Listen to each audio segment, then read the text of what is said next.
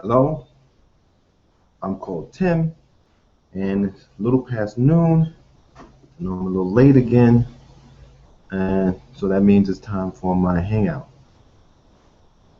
First, I want to give a message. I was coming back from the store, and I looked over to my right as I was walking down the street, and I saw a young girl walking through a shortcut, head barely above the grass, and I looked around to see if there were any other adults, and there were none.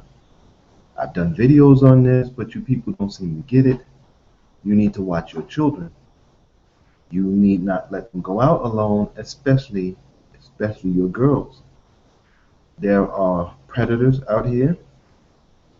There are sick people in high positions, as well as your garden variety pedophiles. And if you think they won't snatch your child, you got another thing coming. You also have a situation where uh, there is a large need for organs. Your child have plenty of organs, and your children have something else that's very valuable.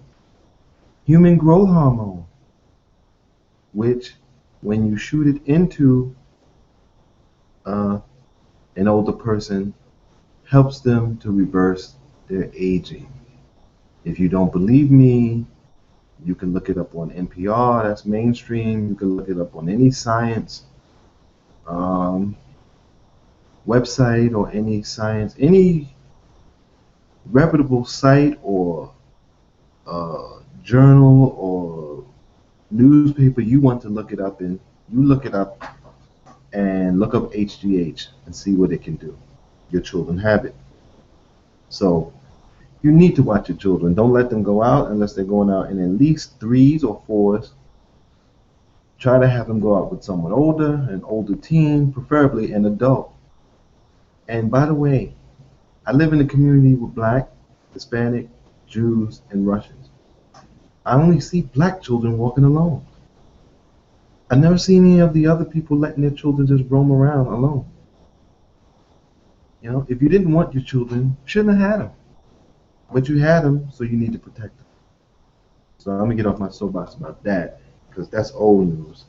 I'm going back into this book, The Omega Point by Whitley Strieber, and I came across something else the other day that I like and I want to share. It says, and I might mess up some of these names, so forgive me. In Mexico City, in the embassy's garden, he had watched the gods dancing in the night sky. Watched Tezcatlipoca shift from man to jaguar to taunting the raging at his brother Quetzalcoatl. In Egypt, Quetzalcoatl was Osiris, the god of resurrection, and Tezcatlipoca was the brother Set, who cut him into small pieces. The Bible called them Cain and Abel. In Judea, the light and dark brothers had been Jesus and Judas.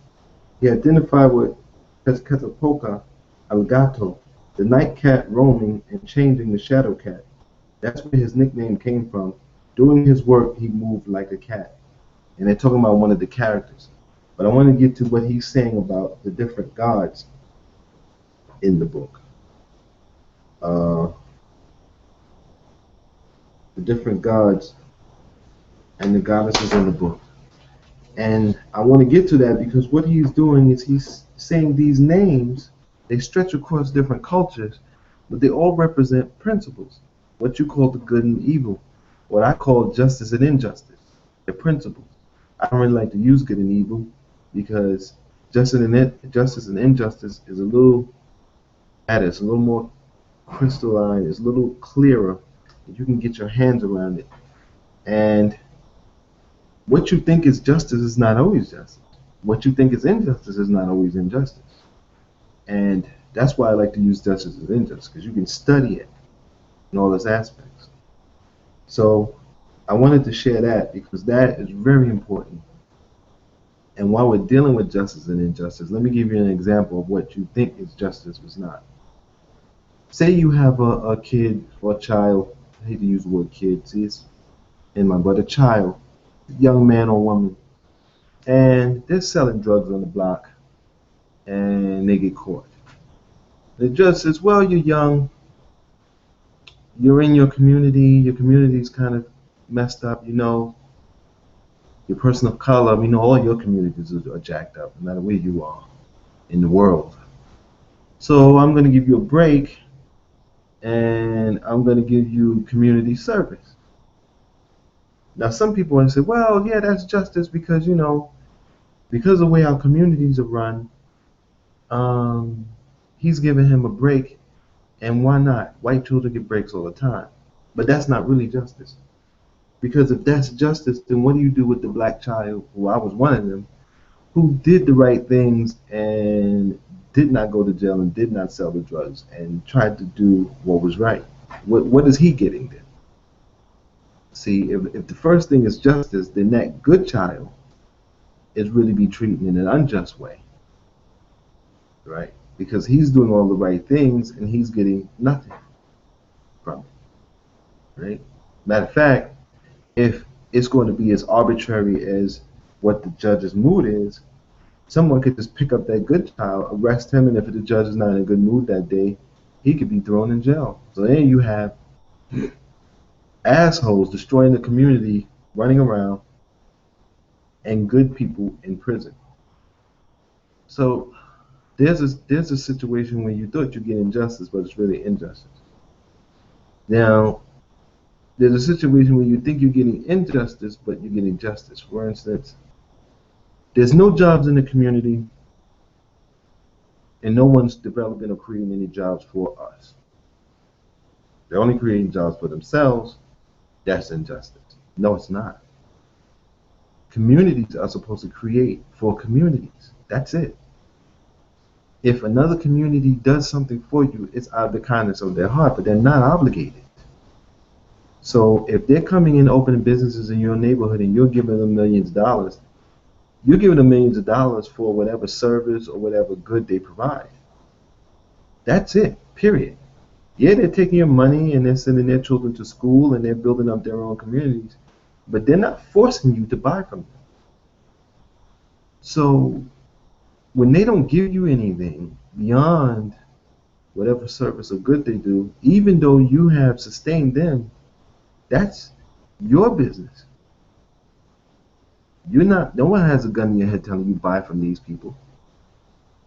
I have two businesses. I have one where we sell handbags for women, and I have one where we sell natural soaps.